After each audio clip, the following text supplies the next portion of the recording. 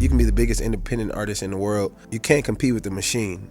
It's possible to still do amazing things. I mean, we've been doing it. Yeah. It's possible to do amazing things and not have the label, but I do think you gotta be clear on what your journey is as an artist. I love the freedom of being able to create the music that I create and put it out when I want to, and that's something that I will lose going to a label, and that actually means the most to me. So I understand that it wouldn't work, for me necessarily. There was a very specific gauge of what success looked like for people in our industry, and since we're sort of building something that has never been done, it's like uncharted territory. Like they don't understand that what we're doing, you're in the middle of something groundbreaking, and so in like 20 years they're gonna look back and be like, oh, y'all were the first ones to do that thing, and that's why I didn't understand it.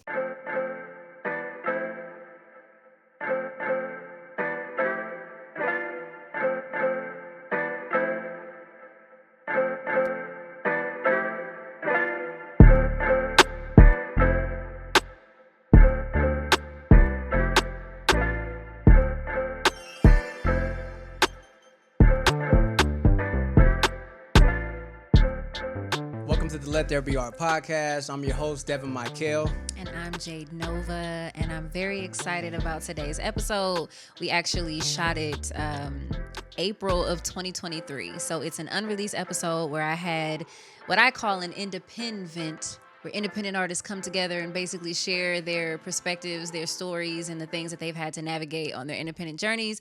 And I had the pleasure of speaking with my friend, the multi-talented Kenyon Dixon. Kenyon is a super talented singer, vocal arranger, and producer, and has been on the music scene for years, composing and writing critically acclaimed songs for artists such as Justin Timberlake and Tyrese, and as a background singer with John Legend and Usher. Since his conversation with Jade, Kenyon has received a nomination for Best Traditional R&B Performance at the 2024 Grammy Awards for his song Lucky, from his latest album, The R&B You Love, which resulted in a successful tour run, the R&B You Love Tour. The tour will continue with the international leg kicking off in London in November 2024. We wish Kenyon all the best on the road and in his career as he continues to be a blueprint for how to navigate a successful career outside of the major label system. Now let's get into the conversation. All right, guys, this is my friend, like my friend in real life, like Kenyon Dixon. So what has been your journey to becoming Kenyon Dixon, the artist? I know Jesus that's a Christ, lot, but like if you could just... Man, a melting pot of experiences and emotions and a lot of self-motivation, a lot of finding it on days where you don't feel like it, a lot of navigating unsolicited I'll help yous and then disappearing and figuring out how to keep going after that and not be unmotivated because that's easy independently, but it's been worth it. Just consistency. I think consistency and persistence is like the theme of my journey. I think I've never stopped. I've always been clear on my vision. Even working with other people, I always knew I could help them, but I knew what I wanted to do for me, and so I never stopped doing that. But you gotta be a little crazy to even commit to being an independent artist, because when you think about the music business, like you're basically talking about going to corporate and saying like, I know you have your rules and your format, but I'm actually gonna try and do something that is completely different. So everything that we go through is like, it's like our fault in a sense. Yeah, because we signed up for it. Yeah, we signed up for it. So all of that is what my journey has been. But it's been amazing nonetheless. It's the journey. It's the journey. Gotta do the head, yeah. Like mad inspiring. Myself and seeing how people respond to my music is inspiring, because they don't know all of the stuff that you go through to even just get these songs out. They think it's as simple as like wake up, write, sing, and put it out. So yeah, it's been a lot. Yeah, it's been a whole lot. Are you independent by choice? 100%. It's I've had some amazing conversations, and I've had some people who have been adamant about helping, despite the the other people. But when it comes down to it, I think it's out of habit. I've done something. When you've done something for so long and you've built it from the ground up, from scratch, you get so used to just like, if I've gotten this far, doing it this way and knowing that this way is the most rewarding, like in the end, it's like it kind of doesn't make sense to just waive your rights and give your journey over to somebody else. I like to just build with people who understand what I'm doing, and we can kind of help each other. And you think that's what it would be to sign with a major? I think signing with a major label. So what I will say is, you can be the biggest independent artist in the world. You can't compete with the machine. There's just something that you get from signing with the label, but I don't think that you cannot be successful. It's possible to still do amazing things. I mean, we've been doing it. Yeah. It's possible to do amazing things and not have the label, but I do think that there are certain things that are standard that come with signing to a major label, that you can negotiate as much as you want to, and they're a little more lenient now with like deal terms, but when it comes down to it, going to a label still means what it has always meant. And so you gotta be clear on what your journey is as an artist. I love the freedom of being able to create the music that I create and put it out when I want to, and that's something that I would lose going to a label, and that actually means the most to me. So I understand that it wouldn't work, for me necessarily. Mm-hmm. And you bring up a good point too. I was going to ask you this, so this is a beautiful segue. Thank you, mind reader. But when we were growing up and listening to music, it was like you kind of had to do the major label trajectory in order to cut through. So like, being an independent artist and all the things that you've accomplished that are freaking incredible, by the way. Like, thank you. 1 million Likewise. monthly listeners on Spotify and all the just so much that you're doing. But how has the idea of success changed for you?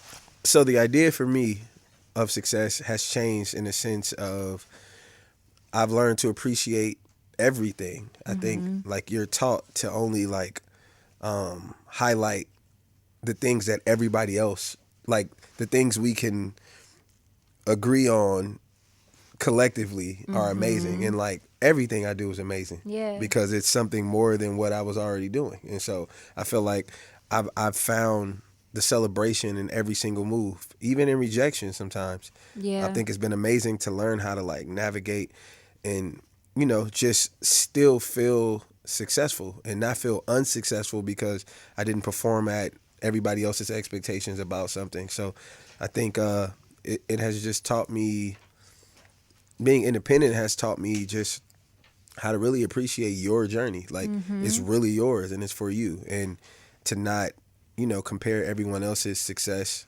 to what you're doing. So how does your family perceive your success and what you do? I've had an interesting family dynamic with my success. I think it's like split down the middle. I have the family members who are like very supportive, and I have the family members who are very supportive. Then I have the family members who don't really understand what I do. Yes, and they see you on TV, they see you doing all this type of stuff. They decide, you're the richest of the people to ever exist, and it's been interesting because I didn't get a lot of support from my family as I was developing what I was doing. Like growing up, I didn't have a lot of support. I grew up in a very strict Christian household. I couldn't even do what I'm doing now. So it was not facilitated or supported at all. So it has been interesting to navigate seeing everyone kind of like conveniently rally behind it sometimes, because it's like interesting because nobody cared when I was saying this is what I wanted to do. And so that's a really like tough situation to navigate, and some very, very like honest feelings, because nobody wants to have to like feel that way. But it's again, I think it's half and half. I have the family that always, like my sister, she has been like my day one like supporter. Like And she there's was on the road with you too. yeah, there's like nothing. First tour, brought her with me. There's like nothing I've done that she has not supported, and so like I have that side of things. But it definitely has its contrast. Yeah. No, I get that. And I ask because of what you said for that very reason, like that, what do you do? Because there was a very specific gauge of what success looked like for people in our industry. And since we're sort of building something that has never been done, Yeah. it's like uncharted territory. Like, well, is it going to be on TV or it's just going to be on social media? Like they don't Yeah. understand that what we're doing, you're in the middle of something groundbreaking. And so in like 20 years, they're Yeah. going to look back and be like, oh, y'all were the first ones to do that thing. And that's why I didn't understand it. And so, and I'm sure you understand this as, actually, I'm going to go there now. As someone who came from singing background, maybe them being a little more supportive because there's something that they can put a face to, or versus the millions of people that you've been able to build and manifest for your own art, that getting overshadowed by doing something to support someone that they recognize as being the gauge of what success looks like. Yes, that very much so. That it was a lot easier. Cause Get in that mic. Yeah, sorry. It was a lot easier because like seeing me work with other people, that gave them bragging rights because they were able to talk to other people who knew the people I was working with. But it's again tough to navigate because to myself, I've always been as important as the people I was working with. So it doesn't make sense to me that I had to like convince you that I'm good, like because someone that you know thinks that I am. So that was an unfortunate part. I had some family. I think it recently just started like kicking in for some of my family. When I played the Roxy back in August of 2022 to close out my Closer No Skips tour, and sold out the Roxy, room full of people. Period. Family was there, and I think I could see that something connected for some of them that were there. And it was like, oh, wait, you're like the other people. Yeah. And like hearing me like on the radio here in the city and like stuff like that, it's like now, that's what makes sense. So, but what I will say is, although family, still people, and they're no different than the other people that you can't expect to understand your journey. This is what you sign up for. So you obviously would flourish from the support and love the support from the people who are closest to you or should be closest to you. But the reality is, I've learned people are people, so you kind of people be peopling. That's big time. People be people, man. What was that transition like for you, though? Like, being a background singer, and I know we've talked about this off the camera before, but just all of the things that you said, like, resonated with me so deeply. So I'm saying it again. Let's go. But how was that transition for you, supporting other artists, or even as a songwriter, too? Yeah. Like, your role was to support, and then making that transition into solidifying yourself as your own artist. What was that like for you? And is there anything that you still struggle with in that transition? It was tough. I think songwriting was a little easier because it sucks. They're so synonymous, but songwriting is easier because the songwriter is in the back, like the background. Songwriters don't really get credit, so it's easy to bring you on the right songs and like allow you to do certain stuff because you're not the front of this, so that does not cut into my light or my shine. That's how a lot of people would kind of see it. And so I've had some great contrasts from that, and also been able to work with some amazing people that I was singing background with, who's recognized my gift as a songwriter, like Tyrese, Justin Timberlake. Like, these are people that I toured with first as a singer, and like found out I could do this other stuff, and was like willing to give me a chance to do it, because in our industry, like, artists don't mix that. The way they meet you is the way that they box you in a lot of times. 100%. And so it was it was an interesting transition, not just for other people, but for myself as well, because I had to. It was like a challenge to myself to make sure I was really who I was saying I wanted to be. Because when you're presented with situations that still look cool and you're trying to focus 100% on you, you're like, man, this, yeah, I could do it, but you gotta be careful about how you're being portrayed, because that'll make other people think you're not serious about what you're doing. So I've had plenty of times where I've like suffered in silence because I'm like, I really want to do this, but I can't do it because I'm sticking to trying to rebrand myself. And if you think that this is a door that's still open, you won't take me seriously on this end. And so it was a lot of that, and a lot of like dealing with people in our industry who also tried these same efforts and weren't successful at it, and they look at you like they're not really happy for what you're doing. Wait, what do you mean now? Oh, they were background singers and transitioned into artistry, you mean? Or just try to get into other spaces and expand.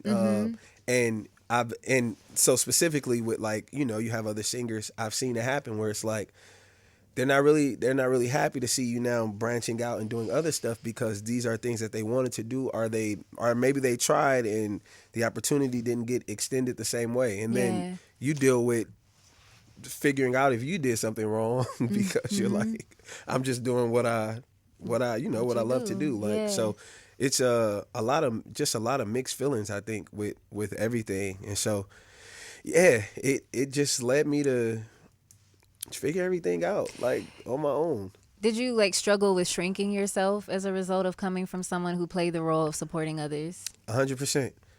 Especially walking in writing sessions. That's where writing got tricky, because you walk into writing sessions and you have artists there, but you have producers there who know who you are as an artist. And so you walk in, they're like, oh my God, I love your music. And you're like, oh, don't say that, because Do you think it'd be an issue? it can't. I've seen it be an issue. Really? How? A lot of artists don't they only want to be the highlight in the room. And so I've experienced that, where I've walked in a room and somebody has given me what they consider too much credit, and it's like, this is my room, this is my space, like, don't Ego. Yeah. So it's that kind of got tricky, and I've watched myself like shrink myself in a lot of those positions. Yeah. The first gig I was ever in my life fired from as a background singer, first and only, actually. I was working with this artist, and the reason she let me go was because, so we did a show, and some other artists that I worked with before, who I'm, still cool with, they were on the show, and she was saying how much she loved them, and I was like, oh, I'll introduce them to you, like, because she, she's just saying it like on the side. Man, by the time I got back to the airport the next day, I had got a text like, oh, we're gonna go in a different direction. Come to find out, she didn't like that. They already knew. Yeah, and like that I had actual history in the industry. Like, she needed to be the person. Like, don't dare know more than I know, or don't, like, and that stuff like that made me like insecure. It made me feel like I don't ever want anybody to feel like, I'm coming here and trying to like take over what you're doing. I'm not gonna even tell you what else I do, who I know, who I work with. Like, this is, dang, you feel like you gotta do all that? That's what it put me in that space. And so to feel like that's what you had to do. To feel like that's what I had to do. So I did find myself like shrinking myself, and it was an insecurity, and I was only shrinking because I'm like, I don't want anybody to think that I think I'm better than them, or like more, or I have more to offer, so it was now on the other side of that, go to hell. But, respectfully. Yeah. But it's like, in that moment, especially when you aren't 100% focused on yourself, there's a huge insecurity there, because that's also your support. And it's like, I can't mess this up. Like, I don't, So you just headlined your own tour. The Closer tour was lit. We saw you. Where were we? New York. Yeah. And I was in there singing. It was the vibe. It was crazy. But you did come from singing background. So singing for these artists, you're doing these huge venues, and you're doing arenas and stadiums, and I'm sure it's more rewarding doing your own stuff, but like how do you ground yourself in the sort of inconsistencies of coming from being a background singer to headlining your own stuff? That's a great question. Thank you. I made it up myself. I love it. Playing these venues have been amazing in full circle because a lot of the venues that I've played singing background with other artists. Shut up. So that has been like the cool part of my journey. I'm like, Yeah. wow, I remember being here like singing in the back That's of the stage. nuts. Like, so that has been pretty crazy. But I think honestly the inconsistencies, the journey kind of balances itself out because on one end you're either making music or you're doing shows, and I think when I'm not doing shows, art, basically you have several opportunities to create consistency as an independent artist, way more than you would have singing background. Although background, the financial stability, like you don't really need anything else, but Yep. there are, with being able to get the support on DSPs and like have the fans tap in so that your songs are streaming well, that here's something on that side, and then it's like I'm working on, I'm doing shows here and there that can bridge the gap from here to here, so it's constant motion for sure, and figuring out what more can you do. But I will say it's been a lot easier than I thought, but I also have been like at this for a really long time. So I think when it was its hardest, I was balancing working with other people and doing my own. So I think I got out of it like at the perfect time. So how do you make your money as an independent artist? Like what is the main way that you feel like you sustain? I think shows, so this is what I find interesting. Independent and major artists alike, your money comes from shows. Like you always hear major artists say that when they sign to the label, they're like, you have so many people taking a percentage of your stuff that you're like, you don't really see any money from streaming. They don't. We see more than they do from streaming, but they don't really see anything from streaming. So they all know if you want to make money, go and do shows.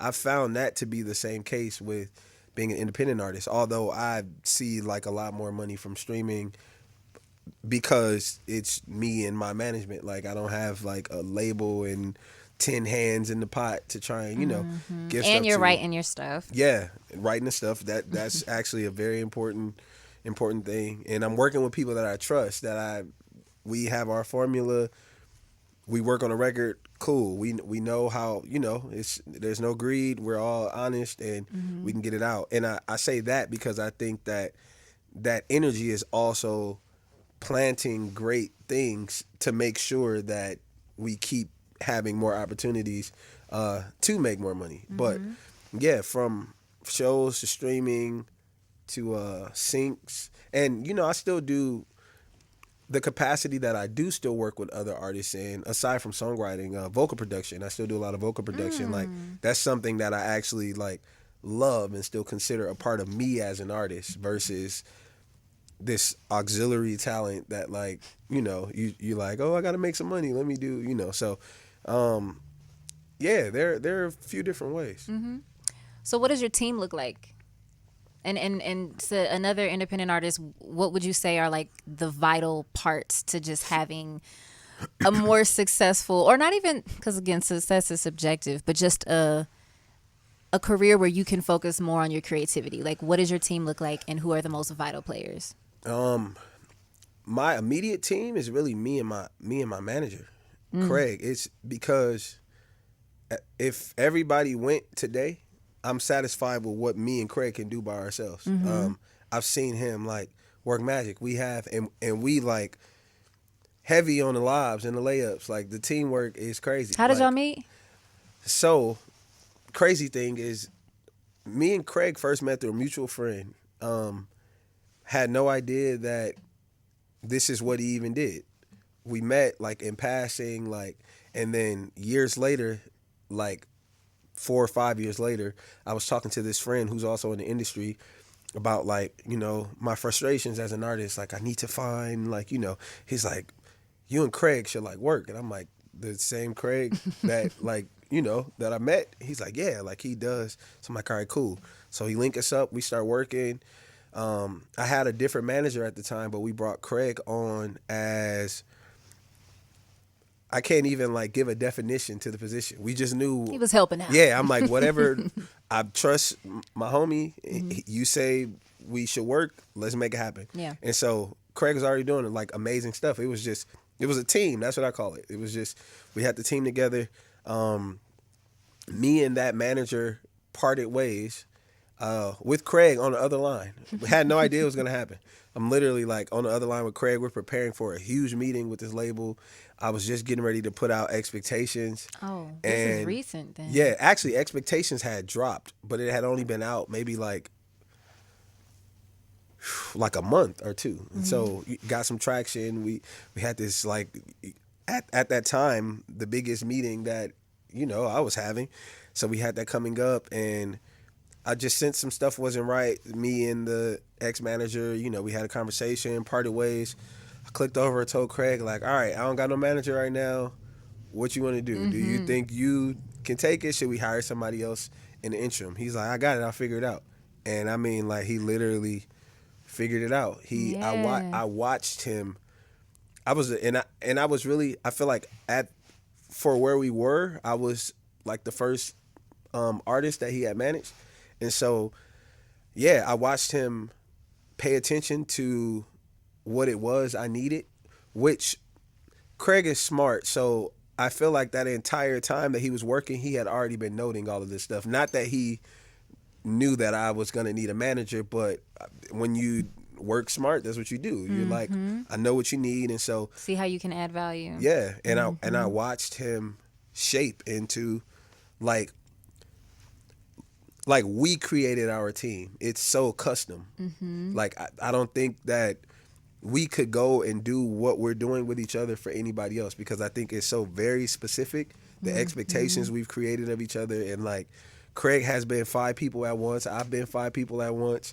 There's been times where we need a response to something, and I am responding as like management, because I know Craig is like somewhere I've been handling there. something. I've used Devin's signature so many times. So it's like, so I say that to say management is important, but even if it does not have a title, finding that person who really understands what your vision is and how to execute the stuff that you're asking for or figure it out, I think that was a huge part of what made me and Craig work. Craig is not afraid of the hustle.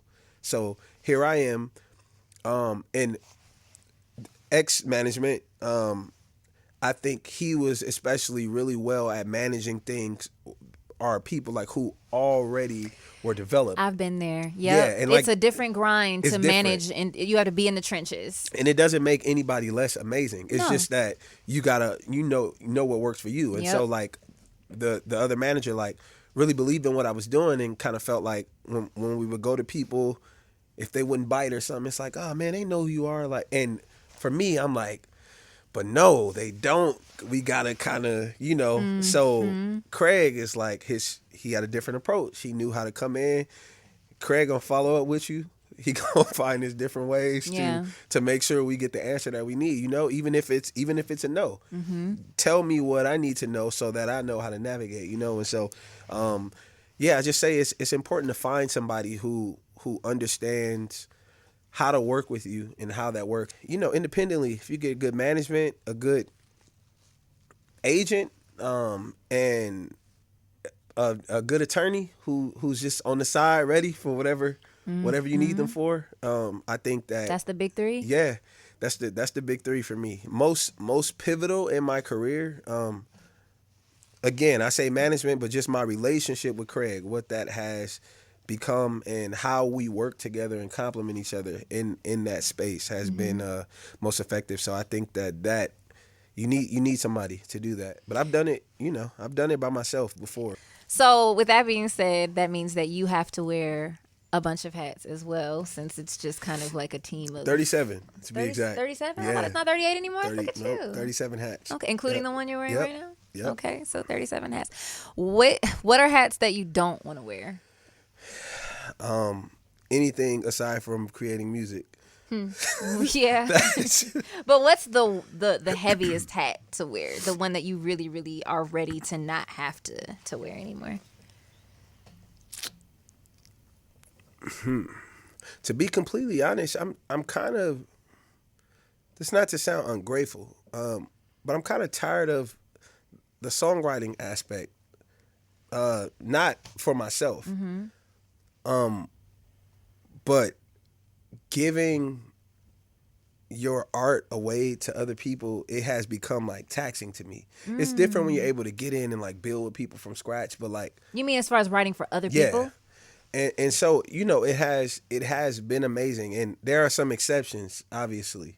Like, and there are some people I like enjoy writing with, but overall, the hustle and bustle of like being a songwriter and getting placements is crazy because I'm writing these songs that are amazing ideas, and sometimes you just get them out and nobody ever hears them. Like, you go in, you write like 50 million songs with somebody, and these are all these ideas that could have been something for yourself that you would have actually followed through with. And it's like, at the end of the day, that's just your art and you can't do anything about it. Like, that part of this, I'm like, I'm kind of just want to keep my music for myself. Yeah. So I'm willing to be like selfish in that area. But again, there are certain people that like JT, I enjoy writing with JT. Like, we make great music together. Like, it's fun being in the studio with him. Like, so it's like in situations like that, it doesn't feel like that. But when you're like sitting at home recording demos, sending demos to people,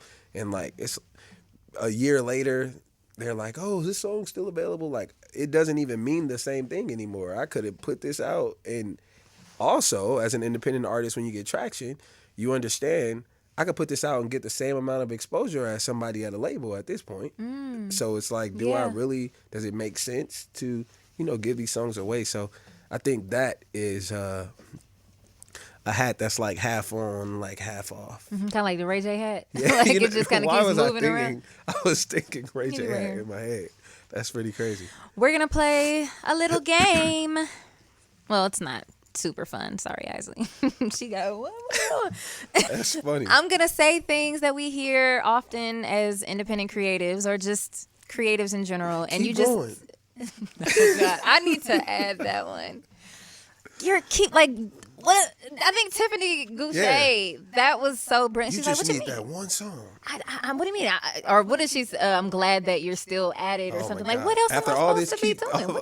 all of this being added, I've been doing. What are you talking That's about? hilarious. So yeah, things like that. It's going to be rapid fire. So just tell me sort of the first thing that comes to your mind when you hear these things. Yes? Okay. Yeah. Pressure. Go on American Idol. Go to hell. How about that? Yeah. Why aren't you signed yet? And I said trigger warning in all fairness, so I'm sorry in advance. Yeah. Why are you not promoting the music you love instead of asking people why are they not signed? Asking for collaborations. This is a section we need to oh my God. We need to like break and do a whole section on collabs. Asking for collaboration. Interesting. It's odd. It can be very elitist at times because if you're not connected to a certain type of cloud or label or whatever the thing is, like I've been like finessed so many times reaching out to people to collaborate, and even people reaching out to me, hey, let's do blah blah blah, and then you just never hear from them again. Yep. It's like Ghosting. What is that? yeah, it's strange, and I think people are always chasing like what's gonna elevate them. When in reality, if we make a good song, that's the whole purpose. Right, because aren't you making music anyway? Now you just have another set of eyes. I don't know. It's terrible. I've dealt with it too often. Like, just people reaching out to collab, me reaching out to people to collab, and I will never hear from them again, and I don't even understand. But sure. Award shows. It's the deep sighs for me. I'm so sorry, Award friend. shows.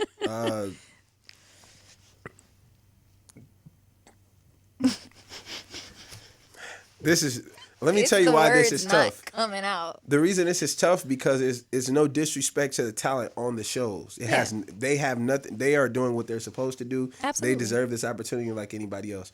I wish that the producers of award shows would do a better job of tapping into the culture and allowing different artists the same opportunities instead of having to look at these award shows and see the same people perform the same song every season. It's like, come on, let's Do better. I was gonna say do better, but I didn't want to. You can't sound bitter. That's the thing, and I should have put that too, because that is the common response for Yeah. our little independents, as we call them. It's like, no, like we're able to have emotion and Yeah. to understand the value and to see how the industry is shifting because we're a part of the shift and feel like, hey, there's room and there's a There's demand room. for it. There's a demand. As you see, you have independent artists selling out shows in different cities, but for some reason they aren't good enough to do festivals and Selling out the same venues that our major label counterparts cannot.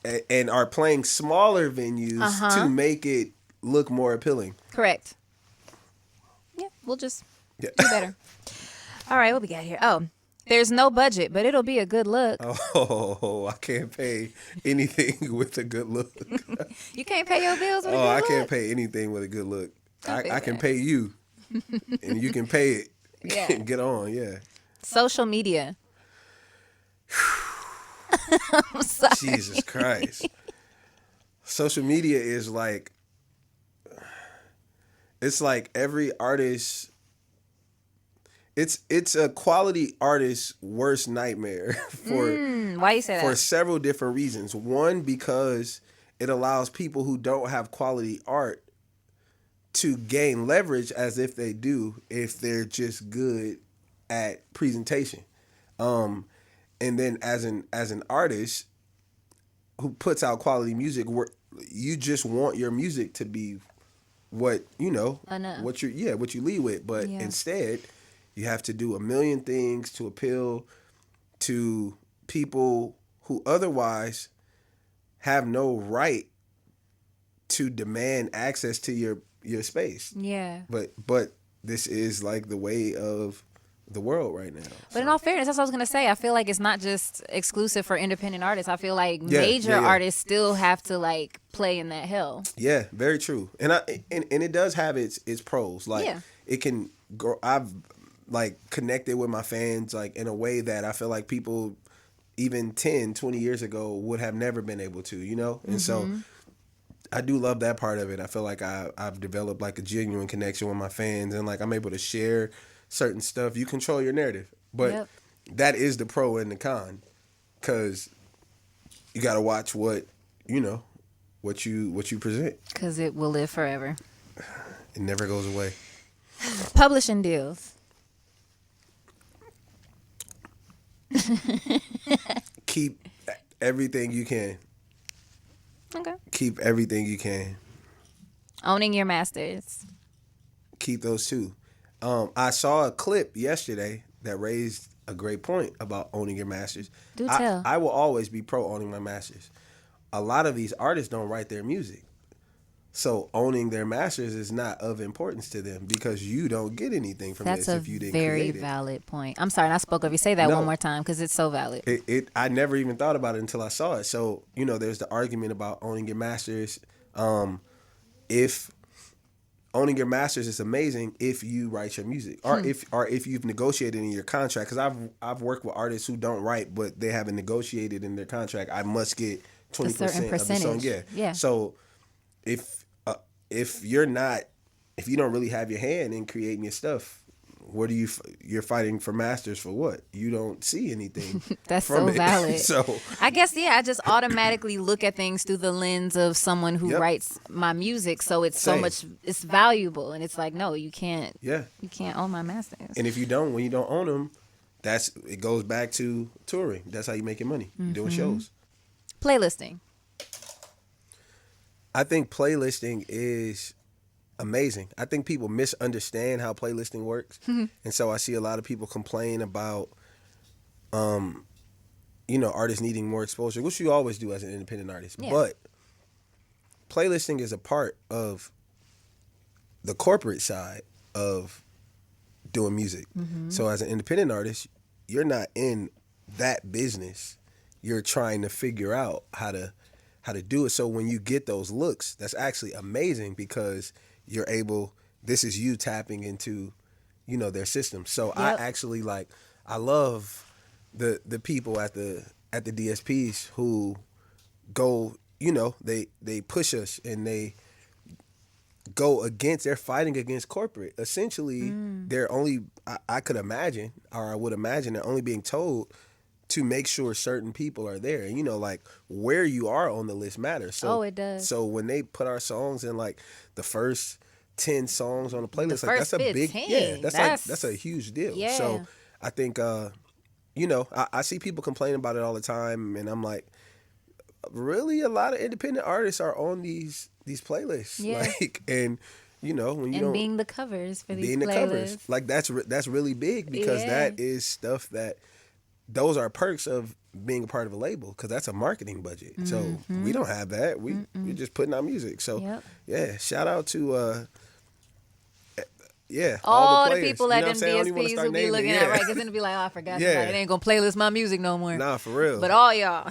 For real, that's love. R&B is dead. I've asked you this before a million times. R&B is dead. R&B is dead is something that people say just to get engagement online. That's what I've learned. I think when you say that, it's like it comes with automatically 347 likes and 112 retweets if you're on Twitter. You start there and then you grow it from there. So I think that Trolling. people are trolling when they say stuff like that, and oftentimes they're just trying to get a reaction. The blogs do it when it's a slow day and they need somebody to tap into it. Other artists do it when they want people to listen to their music. Execs do it when they want other people to listen to artists that they're trying to get eyes on. It's tired. And what frustrates me about the R&B is dead conversation is people say it and then they name what R&B is to them, and it's not R&B. So of course you think it's dead. You're not listening to R&B music. Right. So yeah, it's tired. Agreed. All right. Bad sound guys. Oh my God. That I'm gonna say up and oh my God. I've experienced more bad sound engineers than I have good sound engineers. Even competent. And that's a lot because I do a lot of shows. Yeah. So I hate it. That's my number one issue. Bad sound engineers and bad sound equipment. I don't understand, especially at music venues. You are a venue dedicated to doing music. Why is this at the least not together? That probably is my number one ick. Yeah, I've made the choice moving forward. Yeah. That is more important to me than having a full band or anything. 100%. Because it Hate it. I hate it. I hate it. And it makes no sense. You have one job. Yeah. Get it together. That's how I feel. I want to go back to your touring experience. I mean, I guess speaking of sound guys. Oh, thank you, baby. Speaking of sound guys. So what is one thing that you wish you knew before you headlined your first tour? Or what is the biggest lesson that you learned after headlining? Either or both. That's a good one. One thing I wish I knew. Besides bring a sound guy. Right. One thing I wish I knew prior to headlining my first tour. There's a lot of, I would say, the details of these deals with venues. There's a lot of jargon and lingo that they use that you don't really know what it means, and that I learned after I could have gotten way better deals. And it's not even from the perspective of being greedy, but it's there's just some stuff that's standard to agree to that actually does not make sense. And you're not fighting it because you're excited to get on the road, but also Yep. you don't want to have to deal with any of that. You're trying to make it go as smoothly as possible. But now that I understand like what this stuff means, and I understand that I have value in this, you need me to come and play at your venue. Yep. Like, you know, and of course you can get other people, but I'm saying like I'm actually bringing people there. You're making money. So there was, yeah, there was just a lot I figured out. Like, even although I know this is standard, sometimes the percentage negotiated for you selling merch is wild. Yeah, Like, it is. I get it, but you know, for venues to not have paid anything for the production of this merch is already crazy that I'm giving you a percentage of it. I understand that that's standard, but looking back in retrospect, some of the deals that who was negotiating what they negotiated was crazy. Yeah. And I'm like, I just wish this was stuff I knew. I just thought this was all normal. And then by the tail end of the tour, you find out, oh, this actually isn't normal at all. So, Yep. yeah, Your dad. yes, You are. I am a father He is father. to Isley Rose. Hey, Isley. Woohoo!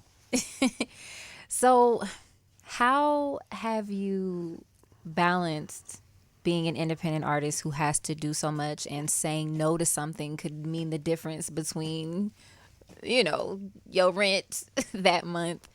How do you balance that? And do you ever feel guilty for having to choose your art over being home? I think I've finally gotten away from not having to feel guilty. How so?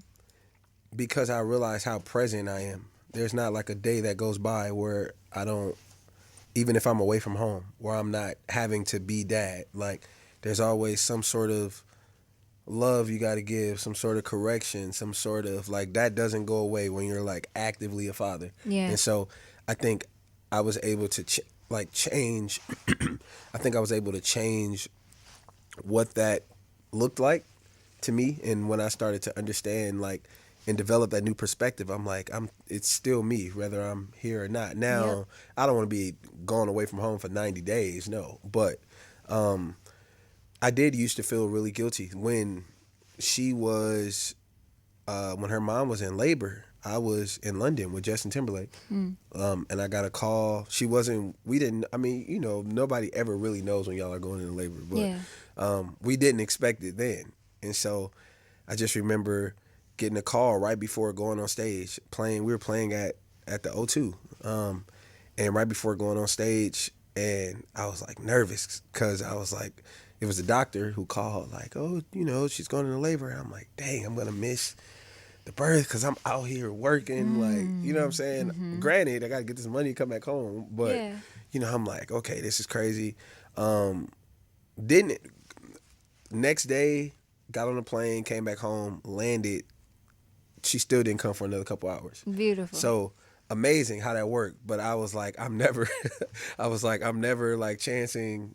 That was playing it close. But those were the moments that like I would have felt so terrible if I had missed that, you know. But now, you know, I've been on the road, and it's cool to see the same way it would, like, you know, we say like distance makes the heart grow fonder, and Yeah. we usually kind of make that applicable to like adult interactions and relationships. But I got to see the same with us. Like, when I'm away from home, I like talking to her, I can tell how much she misses me being there, and like she knows, like, you know what I'm saying, there's still like this transfer of like energy and affection. I know that she still needs whether I'm physically there or not. So it was really cool to like learn how to, you know, just still 100% be myself no matter where I am. So yeah, it's she's taught me as much as I've given to her. That's beautiful. You're such a Cancer. You got me. So, what's a milestone that you reached as an independent artist that made you feel seen? A milestone I've reached as an independent artist that made me feel seen. Seen. Yes. I think seeing my monthly listeners shoot up was amazing. Hitting 1 million was amazing. But even I remember when I was at 50,000. So I remember hitting 100,000. Like that was incredible. That and one very specific thing that I had written on my, board of things that I wanted to accomplish was like getting a billboard, and I ended up getting like one of the biggest billboards in New York, and then a huge one downtown, and like it became like a thing.